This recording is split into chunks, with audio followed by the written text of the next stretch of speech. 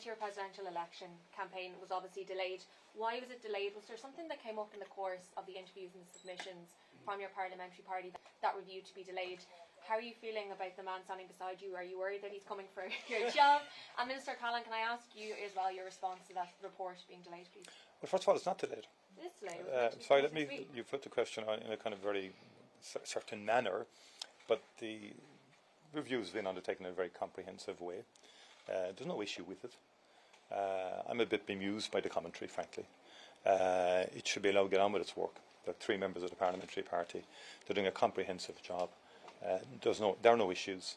Why was it not finished this week as your party? Because they've been interviewing people, they've been engaging, and so on like that. So I don't accept the concept of a delay.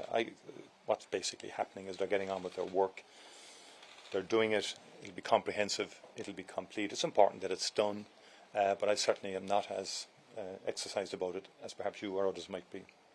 I think it's unfair to suggest that the Taoiseach's job is being sought by Deputy Ryan O'Mara. I don't think that's a fair assessment. I do remember this time last year we were out canvassing for the general election. It was 14th of November. We were all very concerned about winning our seats. Ryan won a seat in the election. I'm not saying that Taoiseach deserves all the credit for that election, but he deserves a lot of the credit for it. And I think we need to have a broader perspective of issues. Can I ask Minister Callan, so would you say that the gentleman beside you is not under pressure as Fianna Fáil leader?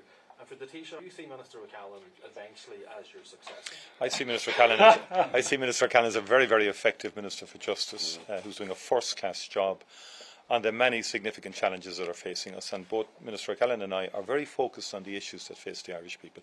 I haven't allowed, like presidency, very deeply disappointing experience and election, but I have not allowed that to divert me, and I know Minister Callan hasn't either, from our relentless focus on really serious issues that face the Irish people, the kind of issues that you've asked us about this morning, the housing issue, the infrastructure issue, and there'll be a lot of proposals coming to government in the next couple of weeks on infrastructure, how we move it faster, how we remove barriers. The migration question is one that's under constant active focus of the Minister. And then in the more broader areas of education and health, we're driving on.